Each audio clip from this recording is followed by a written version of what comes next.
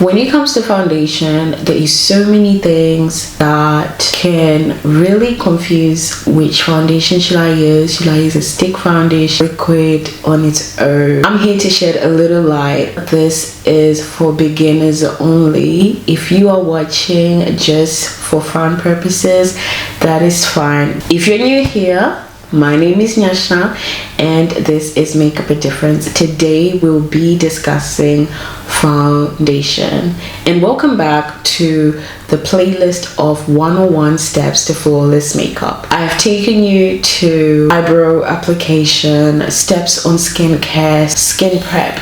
Today we are discussing foundation. So if you want to see how this video goes, it's a very in detail video on foundation. Please stay tuned and carry on watching.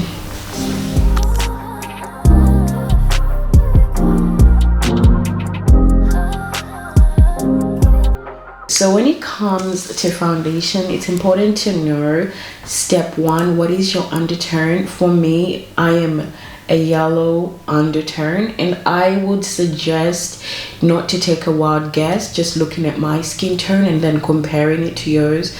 I would suggest going to a professional, which is like a makeup counter, MAC counter, all of those get checked by a professional.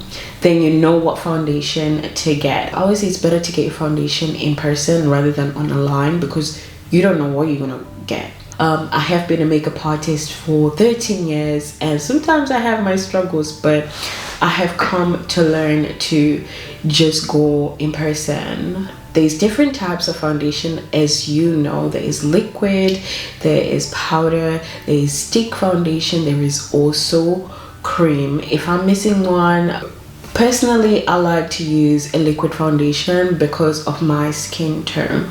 It's also important, one of the things to know, what kind of skin tone you are. If you're oily, if you are dry skinned, if you're combination. Me, I am combination. I have said this over my last video. So it's one of those things that you need to know before you get foundation. I tend to not want stick foundation because basically a stick foundation is a cream foundation that's been stuck in a bottle, like where you can roll up and just apply on your skin.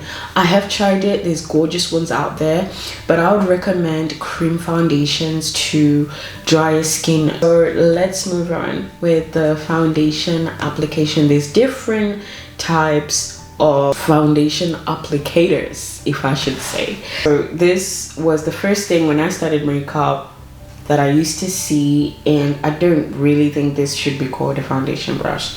Maybe just to apply the foundation on your skin, but I don't think this blends well, or else you're just gonna have streaks.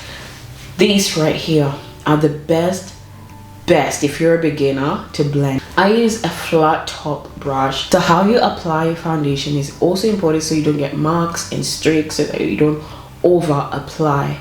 There's also beauty blenders. That's also a good one to apply your foundation with. Before this, I used to use a beauty blender, and I also use this type of brush. So I feel like I tend to gravitate more to this one nowadays, but I also use this one. So when you apply foundation, if it's liquid, use a tapping motion. A tapping motion is basically demonstration like this. I'm not gonna rub your foundation. If you see other makeup artists doing that, it's because they know what they're doing. But if you are just beginning and learning, I would suggest you tap it. That way you get a flawless application with no streaks, with no marks, and also make sure you clean your brushes. I did use this brush. So this is what you have to do to achieve that flawless makeup foundation. You don't need anything streaky, you don't need anything heavy. And also, I just want to point this thing out. You don't need to use an expensive foundation for you to achieve a flawless makeup. Always look at the reviews, always look what's inside, always just see. Sometimes it's a trial and error, because sometimes what works for someone may not work for you. And I think people really need to understand that. With me, I love to use drugstore products as I'm also a makeup artist. So I just wanted to say, don't get pressured to get expensive foundation or makeup products because of the name brand, you can still achieve a flawless makeup using a foundation that's £10. There's so many brands now that are really good quality, so don't stick into a bubble of not wanting to explore other things. I know it's hard because I know I'm like this, so just that. But obviously, like, girl, I want to buy Estee Lauder and stuff, and you know, do makeup is fun, and if you want to spend much, do so, but you don't need to feel the pressure, because I tend to see this with the clients that come to me. They always say, no, I like to use MAC, or no, I like, nothing wrong with MAC, I love MAC. But I'm like, well, it's all about technique and how you do it and the steps beforehand. To achieve a flawless foundation application, skincare plays a biggest role. Skincare, skin prep, that plays a biggest role. You can't just apply foundation on, let's say you just wash your face, no moisturizer, and then you just apply it. You're not going to get the best quality out of the foundation. It's just one of those things that I wanted to point out.